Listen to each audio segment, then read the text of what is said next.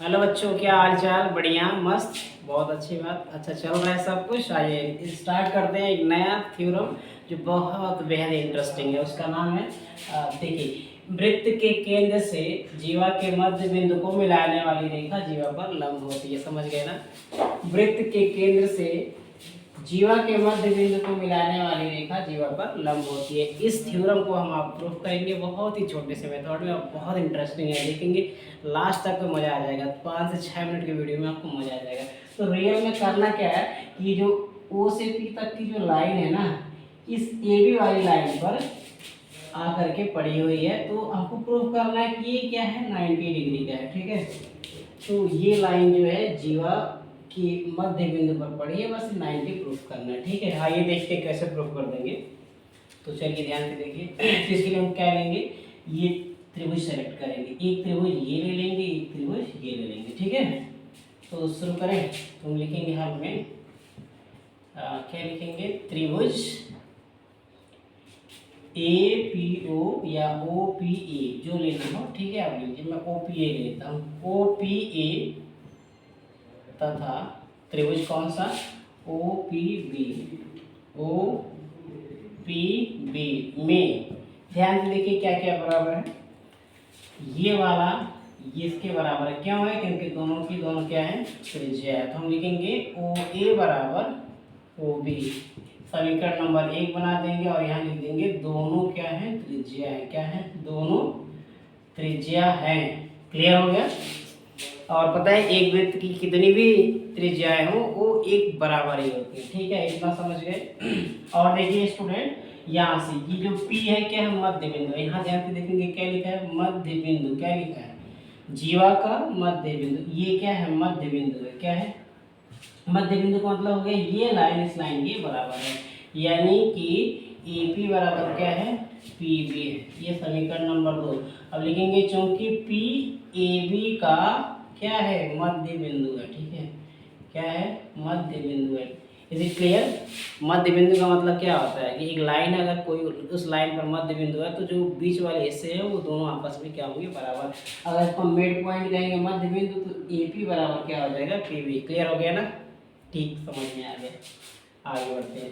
उसके बाद ध्यान से देखो, ये वाला लाइन अगर देखेंगे ध्यान से ना, ये लाइन क्या है, कॉमन है, क्योंकि इसी ओपी से इधर वाला ट्रायंगल बन रहा है ऐसे, और इसी ओपी से इधर वाला बन रहा है। ठीक है, तो ओपी बराबर क्या हो जाएगा, ओपी। समीकरण नंबर 3। बस बात क्लियर हो गया। जो हमको प्रूफ करना था वो आ चुका है। त्रिभुज दोनों क्या हो गए, सर्वांगसम हो गए हैं। तो पहले की तरह क्या लिखेंगे, जो हमेशा की तरह लिखते हैं, हमेशा की तरह क्या लिखते हैं, समीकरण कितने से, 1 2 तथा 3 से क्या लिखेंगे, त्रिभुज A O P, sorry O P A लिखा तो ओ पी आई लिखेंगे, ओ पी ए तथा त्रिभुज ये वाला कौन सा, ओ पी बी क्या हो जाएंगे, यार मैंने मिस्टेक कर दिया।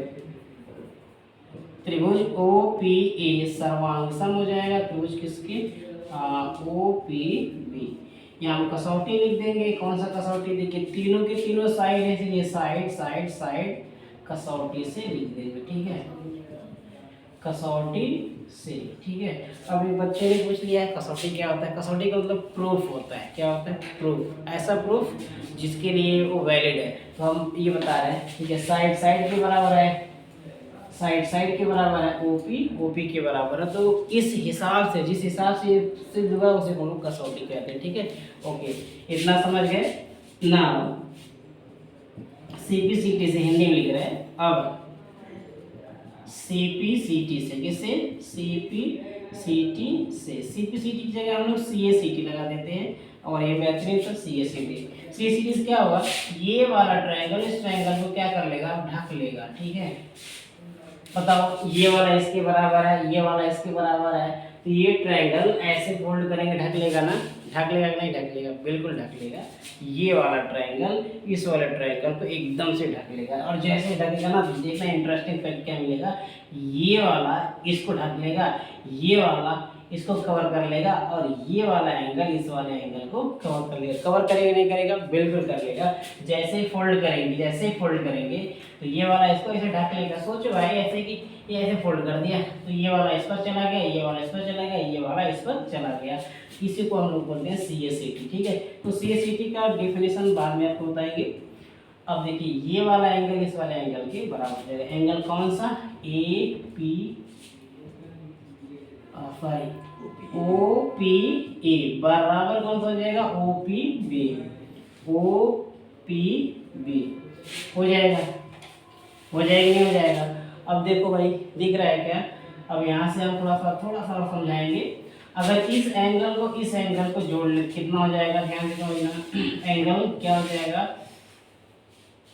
OPA प्लस एंगल OPB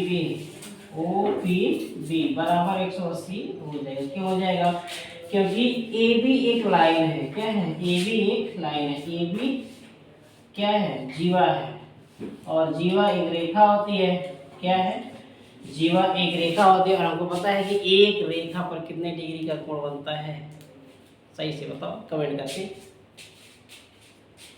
एक रेखा पर 180 डिग्री का कोण बनता है। ठीक है, याद आया? एक लाइन अगर आप खींचेंगे तो उस पर कितना होगा? 180 डिग्री का एंगल बन जाएगा। तो जब इस एंगल को जोड़ोगे भाई तो ये वाला दोनों क्या हो जाएंगे? 180 बना देंगे। तो हेंस ये स्टूडेंट आपको प्रूफ हो गया। ठीक है, चलिए मैं प्रूफ करके दिखाता हूँ। थोड़ा सा नहीं बाय मिस्टेक हो गया, इसको 90 लाना है।